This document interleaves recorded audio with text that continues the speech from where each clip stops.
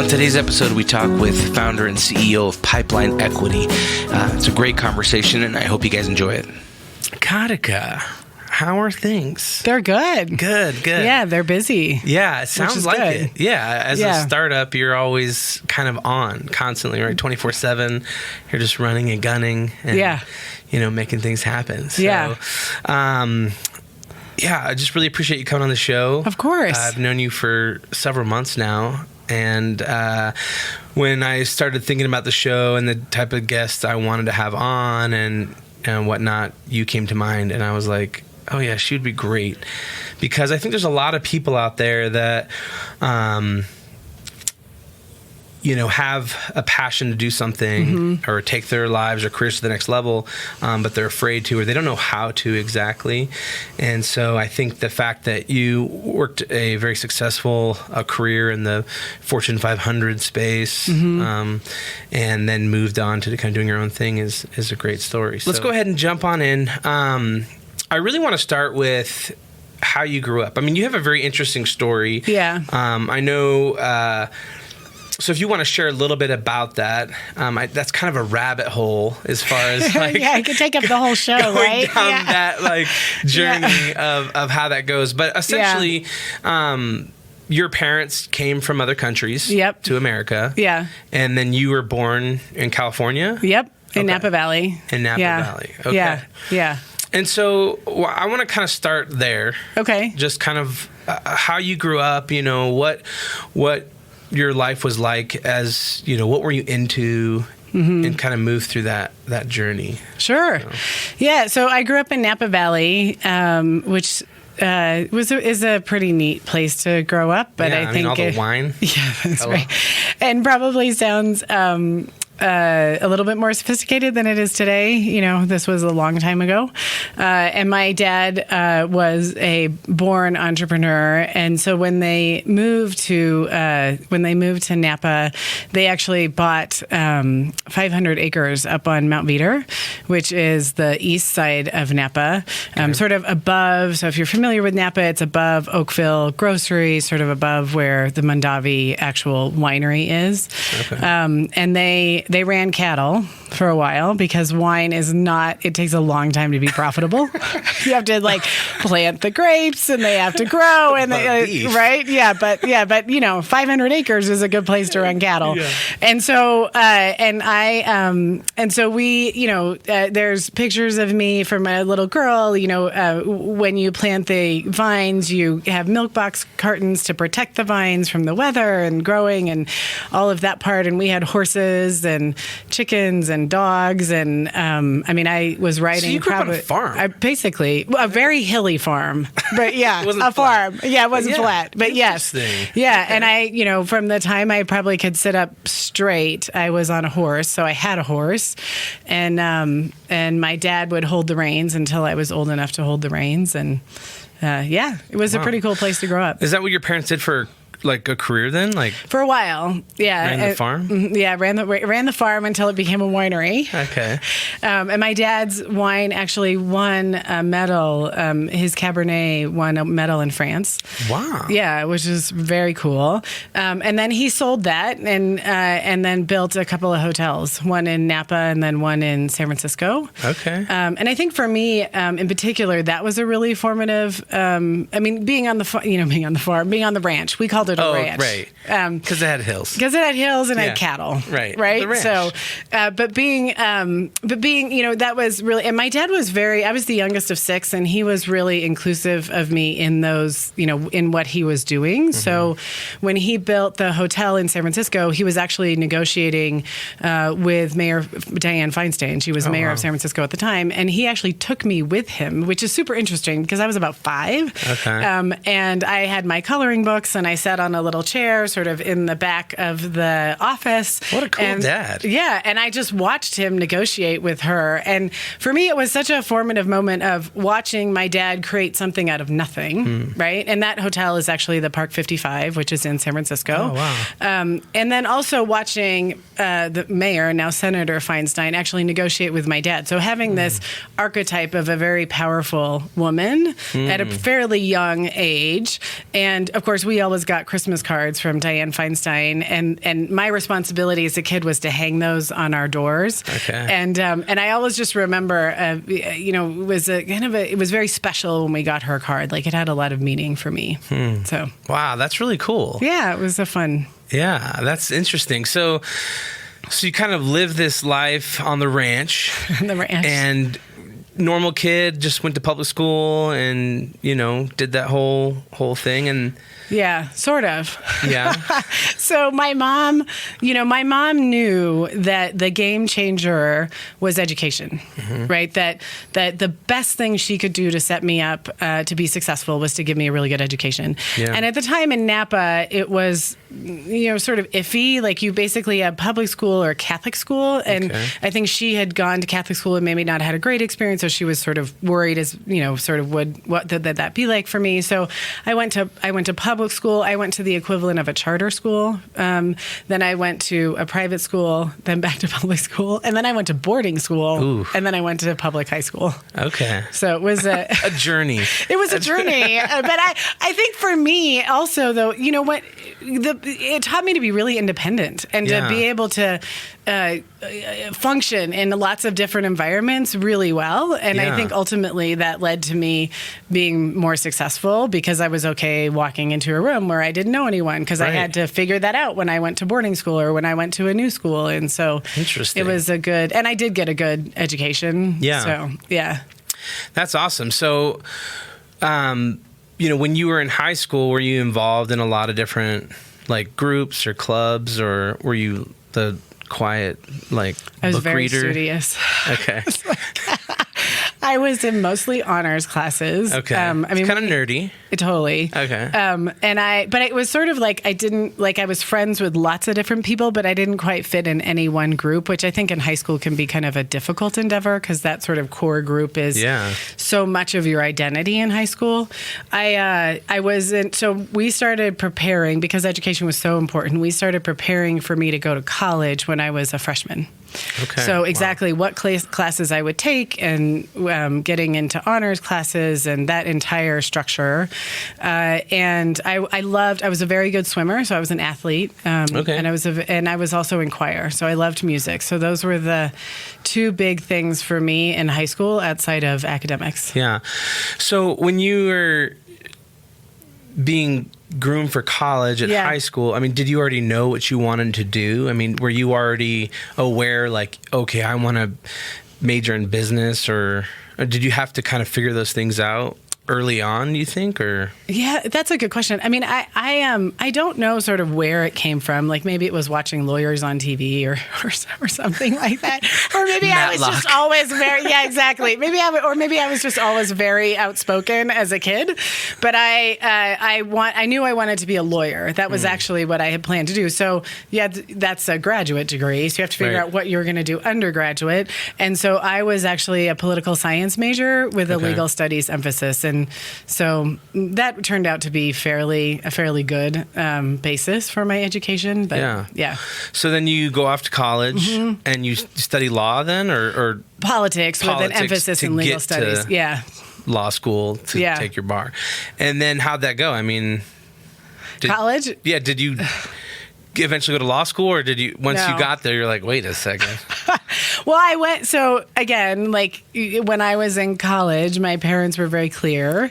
So they, my brother and I are the youngest, and both of us, by the time they got to us, we had contracts when we went to college. Oh, wow. Yeah, a binding contract. So you have 4 years, and here's here's the entire structure of what we will pay. We're paying, so here's your obligation, basically, is what they were saying. We'll pay, and here's what you have to do. Okay, and so for me, politics was really fun because it really enabled you to think about things less as sort of binary and far more across sort of a continuum, right? And we did a lot, because I was a pre-law major, we did, courtroom debate, and we did a lot of those kinds of things where you would argue either side of a very controversial issue. And however, politics really enabled us to take apart issues and sort of really understand what those issues were. And then I also spent my junior year at Oxford in an overseas program. And that was great because you actually are given an essay question, some books to read, and then you have to study, create an argument, write an essay, and then actually defend it with just your professor. And we had to do 2 of those a week. Wow. So 2 term papers. And so it got me to be very good at assimilating lots of information, putting it together, writing a paper, and then defending that. And so that structure was actually really good. I also think for higher order thinking, sort of really dissecting issues and thinking about them in a deeper way. Yeah. Wow. This is interesting. This is great. I love this conversation and like what I'm finding out about you because, I think there's so many different types of people in the world, right? Like some people grow up with no privilege, and some people grow up with privilege. And what we do with those things ultimately, turns out of how we become, and so it's interesting to hear, some would say that you grew up with privilege, right? I mean, you had 2 parents who were married that, wanted what was best for you and helped you get through school and paid for your college and stuff like that. Yeah. And so it's what I love about that though is that like the Spider-Man quote is like, with great power comes great responsibility, right? And so it's like you've been given all this privilege and then now like coming full circle to see like what you're doing with that and like what you're choosing to put your time and energy in towards seems just really awesome, and just really commendable. So I think that's really cool. Thank you. Okay, so you go to college, you realize that you don't want to be a lawyer. Yeah, well, and I was going to have to pay for law school. Oh, okay. So you're like, I don't want to pay for law school. Well, I didn't want to pay for law school and then regret it. Right. Right? Because like, then I was going to be saddled. $100,000 of debt that I have to. Right, exactly. And I knew the economics of that, right? So if I went to law school and I had debt, I was going to basically have less choice because I had bigger bills to pay. Yeah. And so I decided to actually move to Washington, D.C., and I worked as a paralegal, a litigation paralegal for 3.5 years with the idea of if I'm going to pay for this, why don't I figure out if I actually want to do this? And it was a great experience. And I would say Washington, D.C., working in a law firm is a great place to figure out if you want to be a lawyer. Right. And I got to work on a lot of super interesting cases. I got to work on a Supreme Court case, and it was a very interesting time. And then ultimately, I decided that while I would have been a good attorney, I didn't want to do that. So then at that point, was that difficult for you? I mean, was that something where you felt like, oh, okay, I had this thing in my mind that I wanted to do, and then once you kind of got in the trenches, it was like, wait a second. Yeah, I mean, I probably had, like, unfortunately, most people do in sort of their early to mid 20s of, okay, now what? Right. Now what am I going to do? And I knew I wanted to go back and get a master's degree. I just didn't know which master's degree I wanted to go back and get. And so I started in the corporate world before there was email. Where you had to send inter-office, like, envelopes to each other? Yeah, you had, like, distribution lists, and the little cart would come by, and you would put the papers in the cart, and then they would drop it off. You had to have multiple copies. Yeah. Anyway, but yes, and people, So anyway, and so we had, it was all DOS-based systems, and it was all, so it was all fingers, keystrokes, and all of that. And so, and I was particularly good at that. I just had sort of stumbled in a knack for technology. And so I eventually, and then I left and worked, because of my experience as a paralegal, I worked for Lexis Publishing, which is one of the largest legal publishers, or at least at that time was. Wow. And they were really making the advent from on-premise software to online, accessing their legal research online. And so they hired me, and we actually were part of the sales group, but they called us training consultants. We were basically adoption, like we were responsible for increasing adoption of the customers within that territory. And so that was a great experience. I got experience in sales, which was awesome, and I loved. I got more experience in software, which was great. And then I was still in DC, and I was sort of done being in DC. It's a great place to start your career. It is a pressure cooker of an environment. Yeah. And I had grown up skiing in Colorado, and I'd come out here a couple of times to visit family while I was in DC. And then I just decided, I'm done. I'm going to go move to Colorado. So I quit my job and packed up a U-Haul drove to Colorado. Just like that. Yeah. Wow. With about 2 months. It was like May I decided, July I drove out. Because you're young, you're like adventurous. Right. It's like, let's just see what happens. Yeah. And you have nothing to lose at that point, right? Yeah. I mean, you don't have a lot of responsibilities. If it doesn't work, you can move somewhere else, right? Well, I think that's interesting that you say that, because I think that a lot of people, especially in their young 20s or whatever, they're just afraid, right? There's that fearful. But I always tell people, I say, if you really look at, what is the worst that could happen? Like, oh, you might have to go move in with your mom for, several months until you figure things out. Like, is that bad, know? Because I think for me, I've always lived in a space where I'd rather have tried and failed than not tried at all, and always wondered what if, you know? And so that's kind of interesting that you kind of just did that. You said, all right, I'm going to go out there and try my best. And if things don't work out, like, that's okay, and I'll figure it out. Yeah. Well, I also had a mom who was a lot like, my dad was like that, but my mom was also like that. And so she came here in 1960 when she was 21. It was the point at which she was emancipated and didn't need her parents' signature to emigrate. Oh, wow. And she just moved. She had some family in Ohio, but, it was basically like, I'm going to go figure this out. And one of the things that my grandmother always told my mom was, if you want to do something, don't wait for anyone. And so she taught me that opportunity. I think between watching my entrepreneurial father and watching my mom, who was very much, I would say a trailblazer in her day. And, it was like, okay, I'm going to go do that. Because really, not everything you're going to be successful at, but truly, what is the worst can happen, right? Right. Yeah. So then you come out to Colorado, and at that point you're like, all right, I'm ready to get some master's degrees. Yeah. A couple of them, right? A couple of them. Just crank them out. Yeah. Well, I did them a little bit apart. Okay.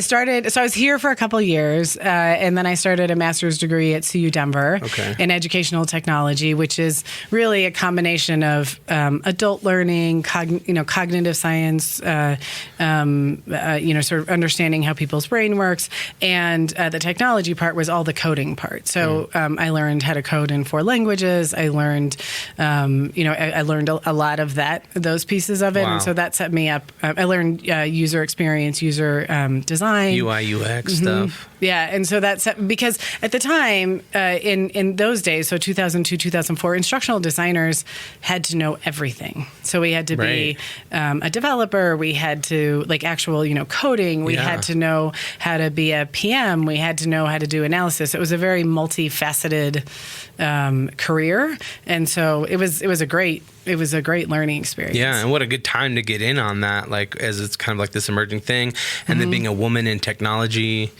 is a very hireable skill to have. So were you working at all during this time, or were you just focused on school? I worked part-time. Okay. So I worked part-time for Sun Microsystems, and then I worked part-time for the university. Okay. Yeah, but I was single, so I didn't need much to live on. Right. So I really focused at that time on getting my master's and learning everything I possibly could about that master's degree. Yeah.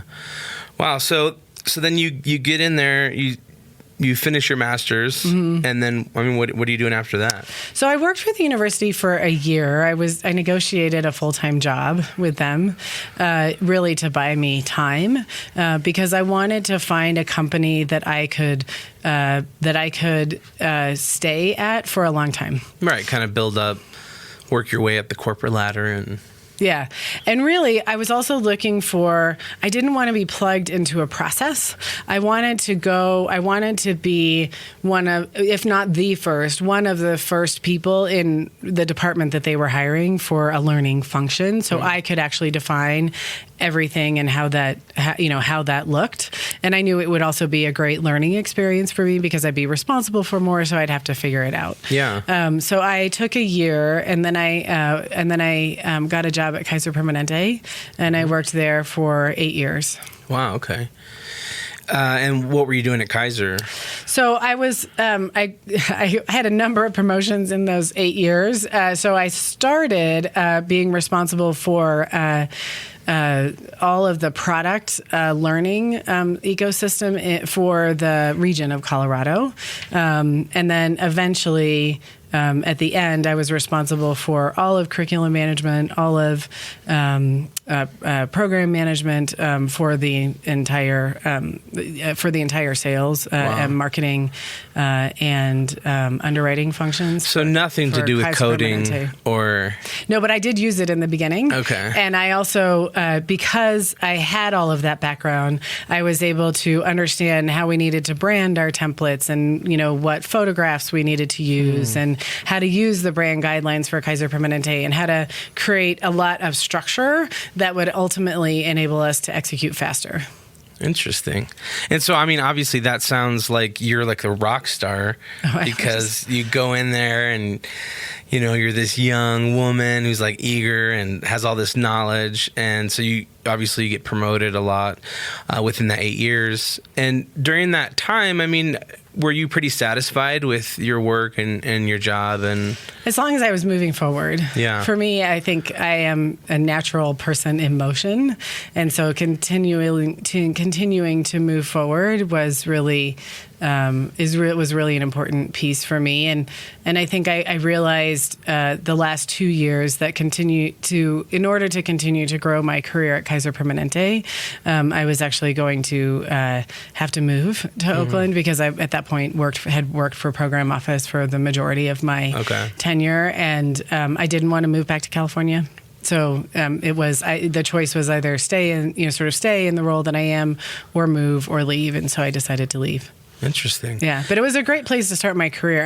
It's a huge company. Right. Almost 50% of their employee base are covered, are labor union employees. And so it's a great place to learn to navigate politics and negotiation and understand intricacies, and healthcare is complex. So It was a phenomenal place to start my career. So then at that point, it was this crossroads of like move or move on. Yeah. And you chose to move on. I did. So was that a difficult choice? Was that hard for you, or was it pretty simple for you to say, all right, well, I don't want to move, so I'm just going to start looking for something? And at that point, did you already have something lined up, or were you ready to jump ship from Kaiser? Or?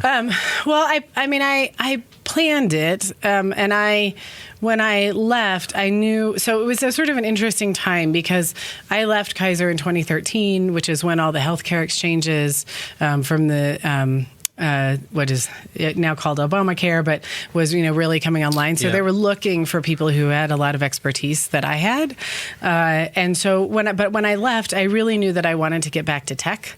I'd worked at some microsystems. I worked at Lexis Publishing. I felt that was really an area that I wanted to get back to, and so I actually turned down 3 job offers, and I took. Were they awesome? Yeah, they were good. And I took 6 months off, and I really planned how I would get from leaving where I was to ultimately being in technology. Yeah. And then it took me about another 6 months after that to land the job that I was looking for.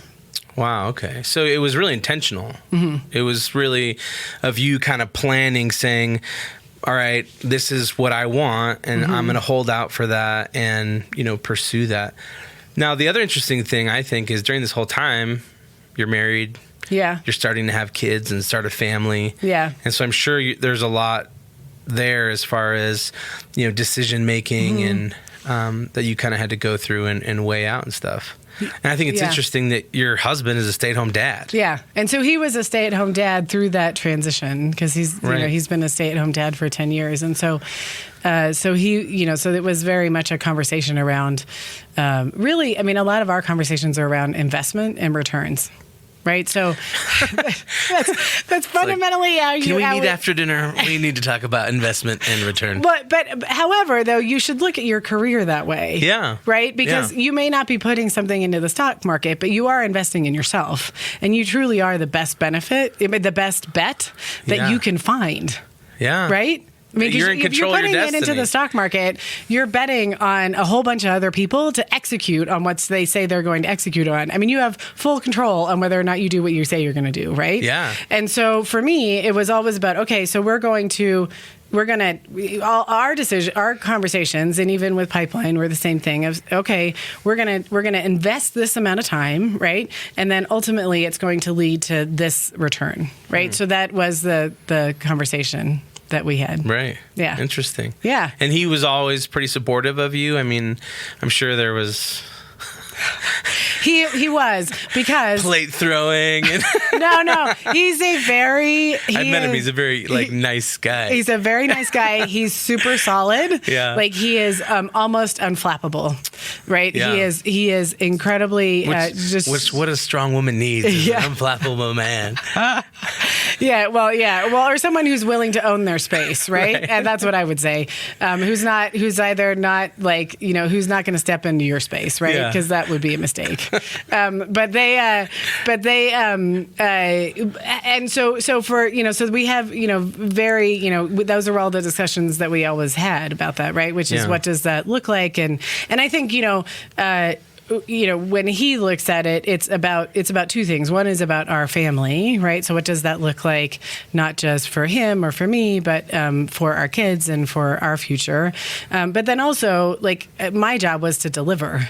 And if I delivered consistently, just like, then it's like, okay, well, that, all right, I'm sure it'll be fine. Right. I'm delivering. Like, you go through all the structure of it and you have the very detailed conversation, and then the trust is that you'll actually execute on what you say you'll do. Yeah. Interesting. Okay, so you leave Kaiser. Yeah. Where do you go? And at this point, I mean, do you have an idea? Like, are you in your mind like, I want to be the head of the department or the CEO of a company? Like was that goal, or was it just like you're just grinding? Like every day you're like, I'm going to show up, I'm going to do my best, I'm going to work hard, and wherever that leads. Yeah. Every job is a transaction.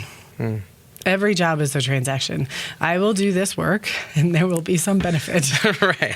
And either you will give that to me or somebody else will. Yeah. That is, so I had made when I started at Kaiser, I had made a 15-year plan to go from where I was, which was sort of a mid-level individual contributor, to being a vice president within 15 years. Okay. And I beat that plan by 5 years. Wow. So there was always very much like, okay, so I'm here, and for me to get from A to B, this is what, I mean, if you look at it from a business perspective, this is what's required by the market. And then for me to get to B to C, and so I knew exactly the visibility I needed, the exposure I needed, the behaviors I needed to demonstrate, what I needed to dress like. I mean, all of that was also important. Just a self-awareness. That's really. right. Of like what is the brand you're building, and how do you get to where you want to go? Right. And what are the opportunities that are going to give me what I need to continue to move forward? Interesting.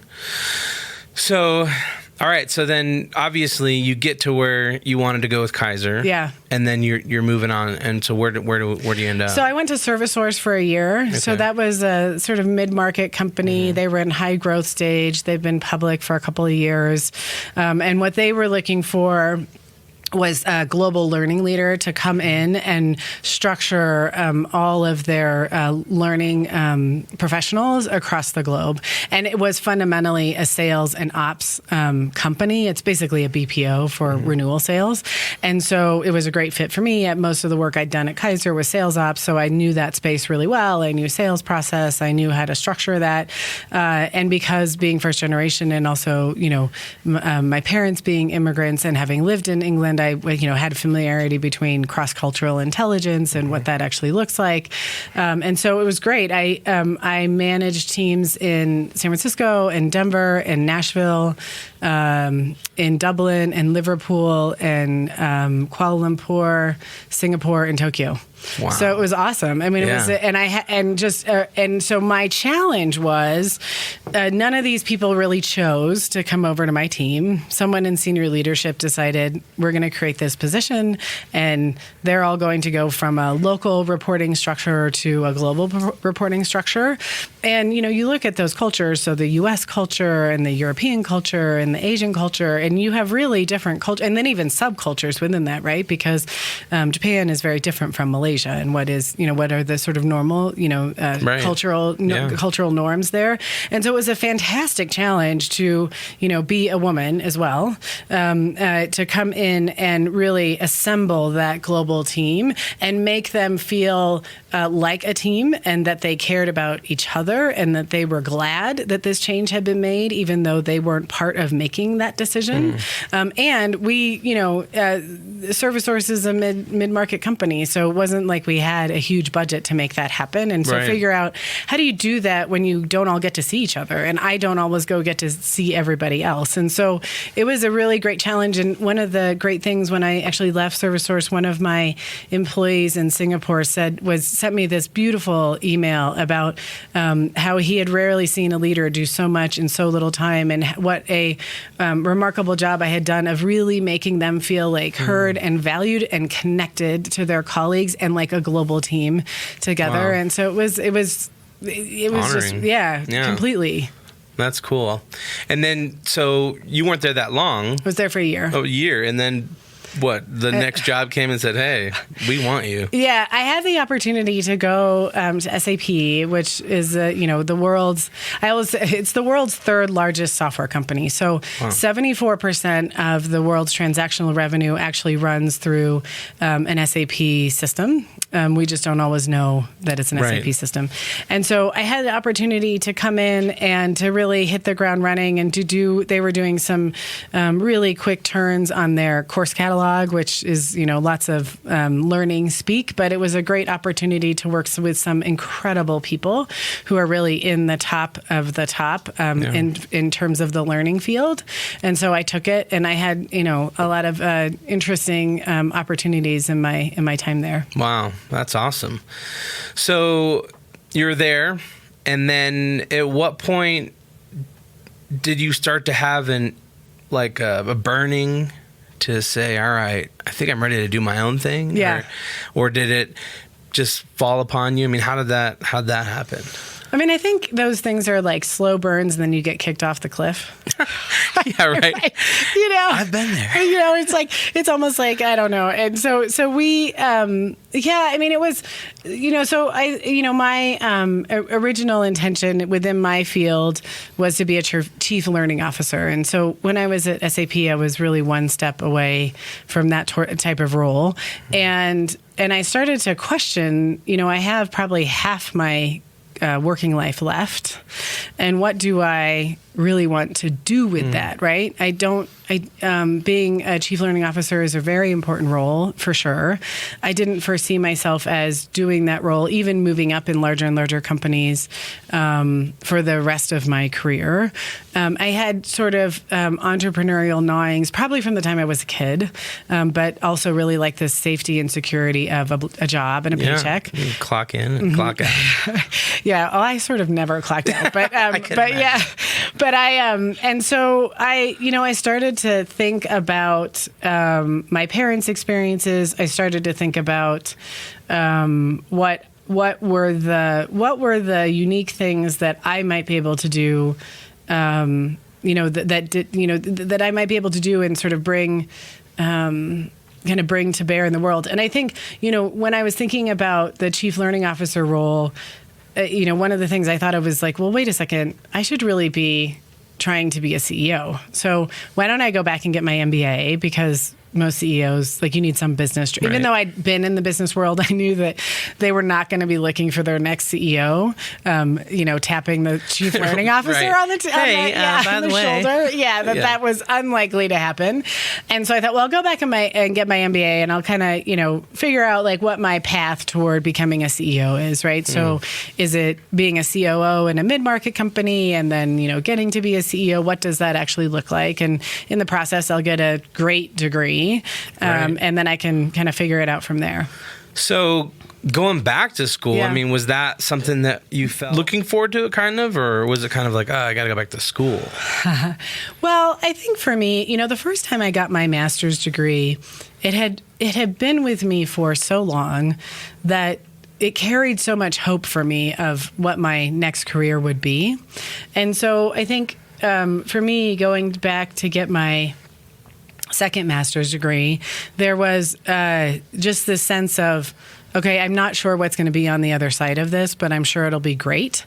And I think also this sense of gratitude for the ability, to go do that as well. And it certainly was not easy because I was, global vice president at SAP. I have 2 kids, even though my husband is a stay-at-home dad and he's amazing, but I actually like to see my family at some point. Like, I do love them. And I think, and then, getting an MBA is, you have, 20, so you have 8 hours of class once a week, and then you have 25 hours of homework a week. I mean, so I actually think that experience prepared me to be a startup founder. Because going back to school? Oh, yeah. Because there were nights, I'm in my 40s, right? So I was like, I just really can't survive on less than 5 hours of sleep. I'm just not sure I can do that. And so I learned to survive on, and I don't do this so much anymore, but I did learn to survive on 2 hours of sleep because sometimes that was just the only time I could get a paper done. Take a power nap. Yeah. And then get up. And so, and so that's what I did. And so what happened was when I was done with school, it was like being a startup founder is busy, but it is nothing compared, I think, in my opinion, to being an executive, getting your MBA, and also trying to see your family some portion of the time. Yeah, I could see that being very difficult. Yeah. So I was like, all right, good. Bring it. Let's go. Yeah, I think, a lot of times the things in our lives that we go through shape us for the next journey or the next chapter of what we're going to do, so that's interesting. So then you get that MBA, you're still, are you a chief learning officer at this point? Or you're not I was yet? a VP. I actually left 4 months before I left SAP 4 months before I was done with my MBA. Okay. And then started Pipeline. Yeah. Okay, so here we are. Here we are. Equal Payday 2017. Equal Payday. All right, so tell us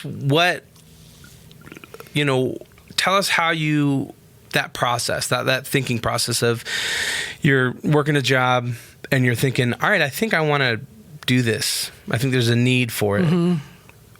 What does that look like? Walk us through your thought process. Or obviously, you have a partner in the business, so co-founder, yeah, co-founder. So your friends or something. It's like, hey, let's do this. Well, that was a long process to convince Stefan to leave his current gig and come work for Pipeline. Hey, do you want probably insecurity? And Well, so Stefan actually has done 2 startups, but he had a very well operating startup at the time. So it was probably a year and a half in the making of convincing him that he would be the right person to co-found the team or co-found the company with me, and and sort of come over full time. So that was great, and I think you really need people who.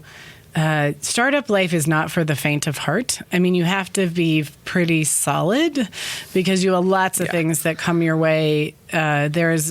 And I would say, in the corporate world, especially today, there is to some extent, you have some sort of structures of support, right? But there is a lot less security than there used to be, right? Yeah. Any moment you could get laid off, right. Or I know my wife's grandfather, he worked for Honeywell for 30 years of his life. And then at the end, it was like, oh, sorry, we don't have any money for a pension. And, thanks for your time. It was like, wow, like that stinks, Yeah. And so I mean, there's many times where it's like, I'd rather be in control of my own destiny than somebody else in control of it. Right. You know? You're right. Right. And, and so I think, so it was, so we started Pipeline, and that's been an incredible adventure. Yeah. So for people who don't know what Pipeline is, the Pipeline magic. The Pipeline magic. Why don't you just share a little bit about what Pipeline is and, your role and, the goals of it and whatnot. Sure. So I'm the CEO. Congratulations. So I jumped over the CEO role. I plucked myself. That's right. From the learning organization. But so Pipeline is a SaaS platform that uses artificial intelligence to actually increase financial performance of companies through closing the gender equity gap. And so what we do is where it came from is we actually did original research across 4,000 companies in 29 countries. And what we found was that for every 10% increase in gender equity, there's a 1% to 2% increase in revenue. And so we actually, that's the model that we operationalize through the Pipeline system. And the power of our system is we actually API into cloud-based HR systems like Workday or SuccessFactors. There's a number of them, but those are the most well-known. And we intercept HR decisions before they're made, and then we actually provide recommendations, so across hiring, pay, performance, potential, and promotions, which is basically the majority of your human capital decisions. Yeah. We provide recommendations, and then we quantify the projected economic value of those recommendations with the idea that when you close the gender equity gap in companies, you actually improve your economic footprint. And so you can see those actually happening in parallel. So technology kind of came full circle. Like your first back in the early 2000s, learning all this technology stuff. And then now here we are in 2016, and you're back in the technology space, and then you're providing a service to companies to kind of help them grow and further their diversity and their gender equity. In 2017. 2017. Yeah. Right. And it's 2018 now. Yeah. Yeah. So,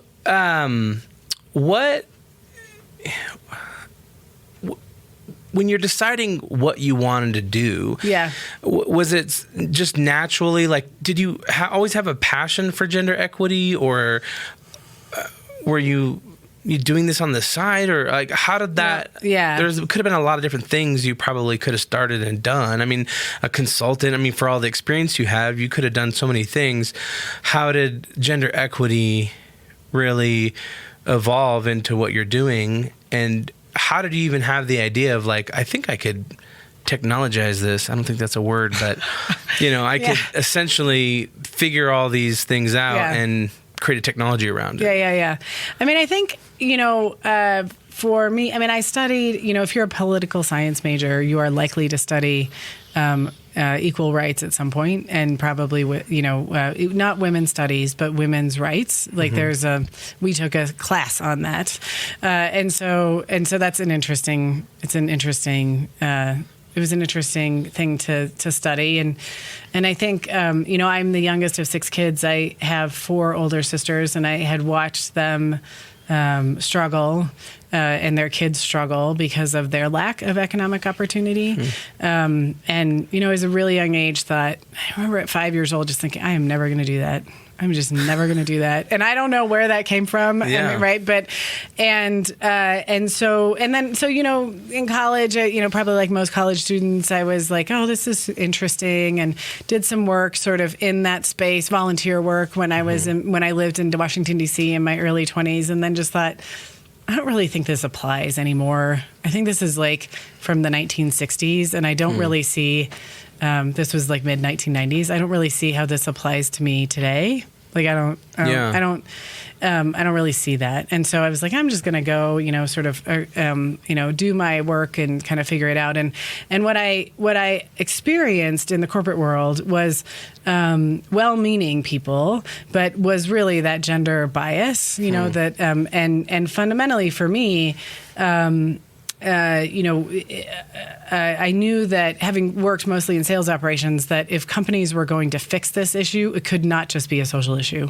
That if it is fundamentally only about a social issue, it is optional. Right. It's just optional, because ultimately companies are in business to make money, and if they don't make money, they won't be in business very long, right? And so I thought, well, how might it actually come together where those two things might actually happen? And it was actually a question that someone had asked me about if I ever thought the pay gap would be closed in our lifetime. And I said, well, not until we make it an economic issue. And then I thought, I think I can solve that. And that was really where Pipeline, it's like oh, interesting. I think so. So then we did the study, because it was like, that's a great idea, but don't fall too in love with your idea. Actually figure out if there's some meat behind it. And that was really the genesis of, of figuring out if Pipeline was something that people would actually buy. Yeah. So now you live that startup life. Yeah. It's kind of like always on, constant, trying to grow this thing. And, what is next for you? Like, do you have this 15-year goal, Yeah, my job, right? I mean, my goal is to sell the Microsoft for $100 million and bounce. No, I mean, I think, in the startup journey, you certainly need to have your exit plan. What is your exit in terms of what is the liquidity event that will ultimately give your investors a return for the money that they have invested in your company.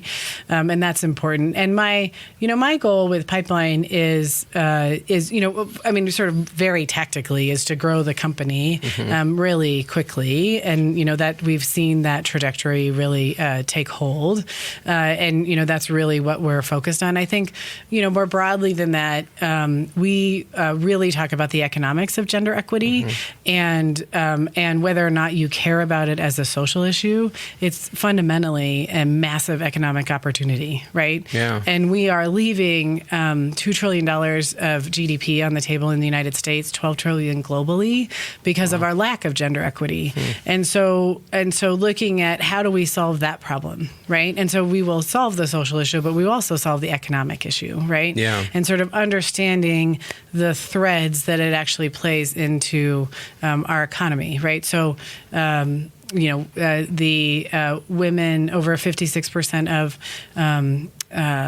children who live in poverty live in households headed by single moms, right? So just sort of understanding, if you can use gender as a marker for something, then we have an issue here, right? And it's not just limited to women. I think that's one of the other issues around the gender equity conversation, is oftentimes we equate gender equity with women's rights, and actually women are 50% of that equation. Right. The other 50% are men.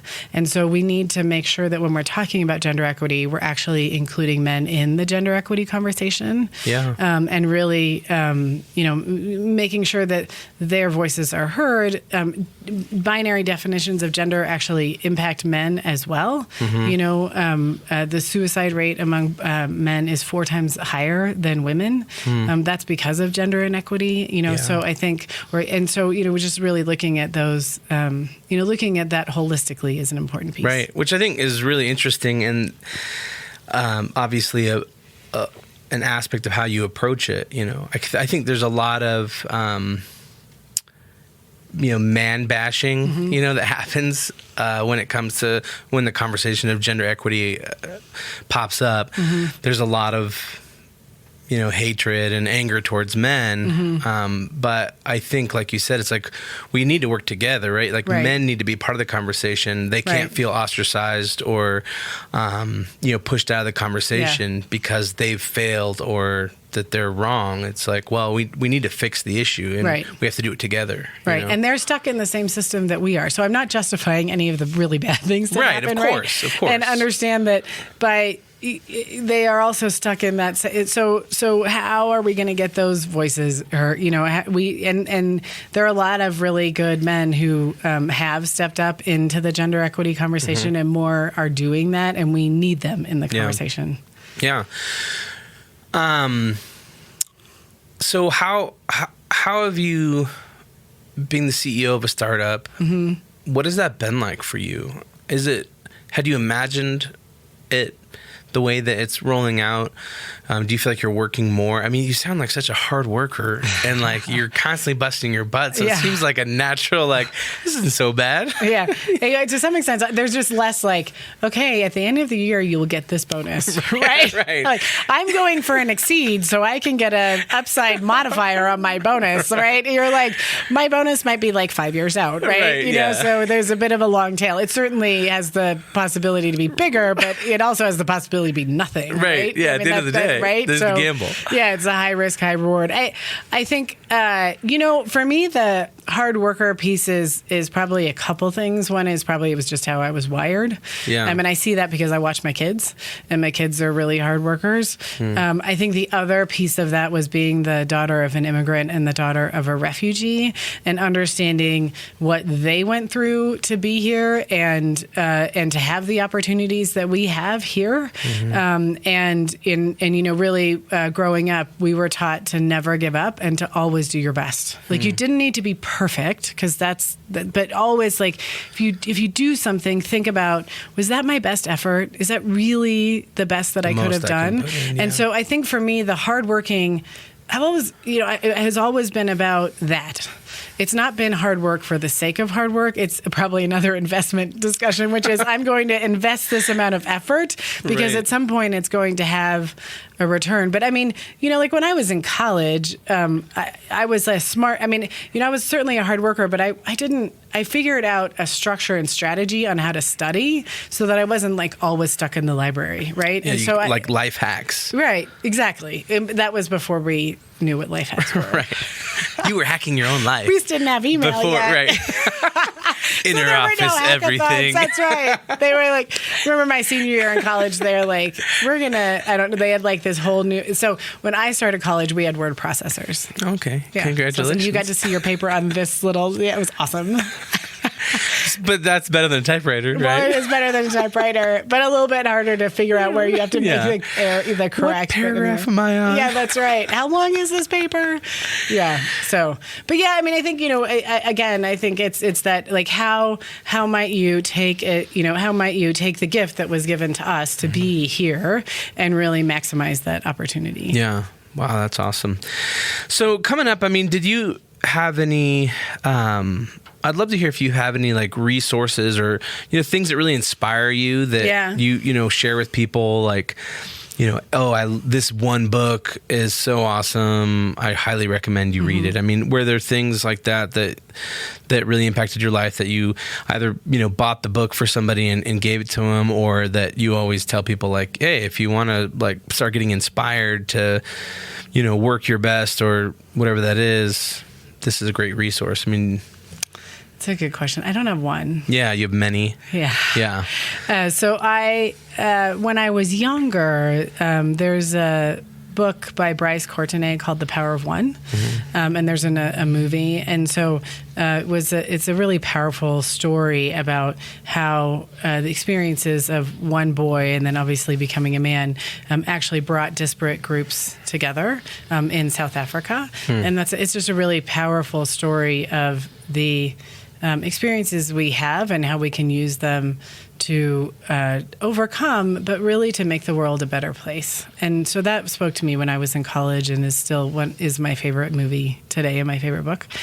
And then over time, there are things that certainly have helped me. I'm a huge Brené Brown fan, so I often think that Pipeline probably, like, I was sort of willing to take the leap because I read Daring Greatly, and a lot of her passages in her new book, which is Braving the Wilderness, speaks to a lot of what Pipeline's brand is, and that's serendipitous. It's not by design. Yeah. And I think, for me, I'm just trying to think of other books that I have read, but I love the work that Tony Robbins does, and I think, just owning where you are and what you can do with it.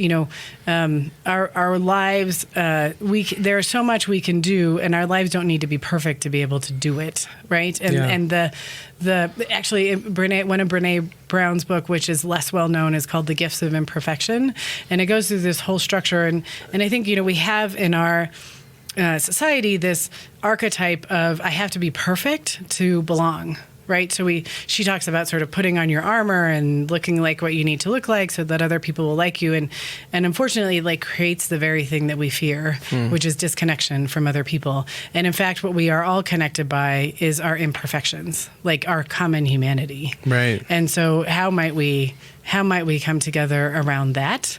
And, I love that work and sort of that acceptance of who you are and who you're not. And it's okay. Yeah. Wow. Well, we are, coming up to this end of the show, but I have like so many other questions I want to ask you. I think that a common theme throughout your life that I could see is that kind of like what your mom taught you, right? It's like, do your best. Yeah. And, show up, it's like, and do your best. Don't give up. Yeah. I think that's one of those things where anybody can apply that to their life, right? Yeah. I mean, no matter what you're doing, is you can always self-evaluate and say, am I doing my best? And I think when you do that, I think you see that success, right? I think in your life, you had school, you did your best, and you graduated, and then you got jobs, and you did your best, and you kept getting promoted. Yeah. And you could have kind of created any type of life that you wanted, worked your way up to CEO of some company or whatever. But now you've, chosen to start your own company and kind of live that startup life and also on a mission to spread the gospel of gender equality and, raising awareness about that, because you also have a speaking career that you're trying to get into as many places as you can and, share your knowledge and your story to enlighten people, on that. Yeah. And I think the people who will, I would say too, for us, we think about where is the best place for me to talk to people where it will have an impact and really talk about the economics of gender equity so that they understand fundamentally this is an economic issue. Right. What I think is really powerful because nobody talks about that. Yeah. Like I feel like you said, it doesn't matter whether you're black, white, Democrat, Republican, when you can look at this as an economic issue, everybody can come together around that, right? It's like, well, we may not agree on, who should be president, but we can agree that everyone wants to make more money and be more successful, That's right? And so, let's fix this problem. And I think when you're putting it through that lens, I think it includes so many people. Right. Which is our intention. Right. I mean, our intention is that, oftentimes gender equity or that sort of fight for that has been really viewed as binary, which is either you're for or you're against. And ultimately, if you look at it, it's a continuum. People have different experiences. They have different perspectives. And how do we bring everybody together to really talk about that? Yeah. That's so great. I mean, I think that's just really awesome. Well, I want to get just a couple fun questions in. Yeah. All right. So, favorite food? Oh my goodness. I have no idea. Like pizza? Do you like, I like pizza. I like Indian food. Oh, Indian food's delicious. Yeah. Okay. What about your first job? What was did you ever have a crappy job? Oh, yeah. I mean, who hasn't? Those are character building experiences. They are, right? Right? It makes you value the not crappy jobs. Exactly. So when I was 8, was really probably technically my first job, but, skirting child labor laws. I negotiated with the local health food store in Napa. So I did 2 things. One was, like the sign. So I wore like the front and back sign. Oh, you were the sign kid. Yeah, because I was like the sign kid. And then, and then the other was I helped them do inventory. Okay. When I was 8. Like, they closed down. 8 years old. And I did inventory for them. So that was my first sort of technical job. And they were friends of my mom's. Right. But I was like, I want a job. I want to go earn money. And my mom was like, okay. That's awesome. So I went and negotiated with them on when I needed to be there and how much I would get paid and all of that. So, yeah. Wow. First car? Buick Century. Oh. I borrowed it from my mom. Okay, yeah. Nice. It was awesome. That's awesome. Favorite Starbucks drink? I just like coffee. Just tall coffee. I'll cream, put some sugar? Yeah, no sugar. Okay. Just a little bit of cream. You put it in yourself? Yeah, I do. Otherwise, this is too much. Yeah, it's too sweet. Light on the cream. Yeah, exactly. What skill would you love to learn? Like basket weaving or... It would be so fun to be an absolutely fantastic singer.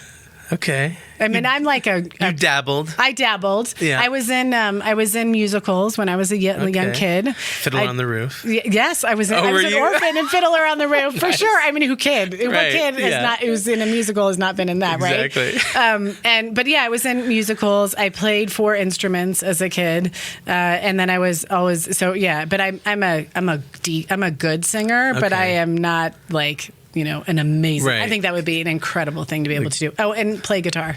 Okay. Yeah, I dabbled in that, but again... Well, there's always that second opportunity, once you start having more time. Yeah, I can start to pick up the guitar exactly. again. Yeah. The rocker. You could include it into your talk, Oh, there we go. Yeah. Some sort of like sing-along. There we go. Yeah, there we go. I have to work on that. Do you have any hidden talents? Like... Oh... I don't know. That's a good question. Do I have any hidden talents? I can whistle with my nose. I don't know. I don't know. I mean, hidden talents. I don't know. I'm really good at processing a lot of information. I mean, but that is not a hidden talent by at all. I can run a spreadsheet like nobody's business. Nobody's business. Yeah. I don't know. That's a good question. I always think that those questions, because you're not always aware of them. Right. That, you don't think it's like... Yeah, like... Well, everybody can eat 5 Oreos at once, right? I mean...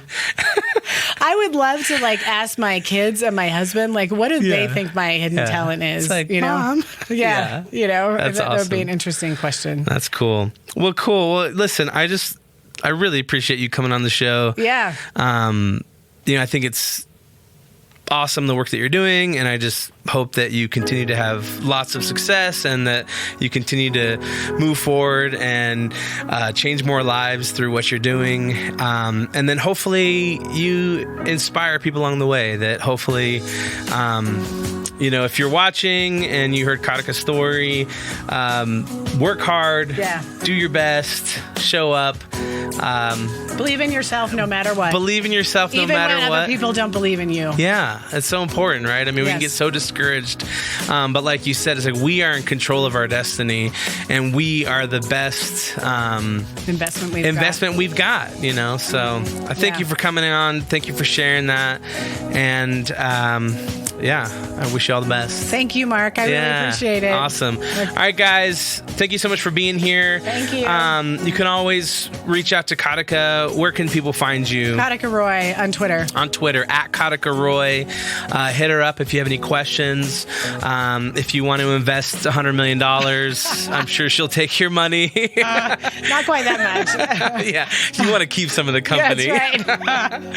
So, and we'll see you here in a couple weeks. All right. And we'll talk to you later. Thank you.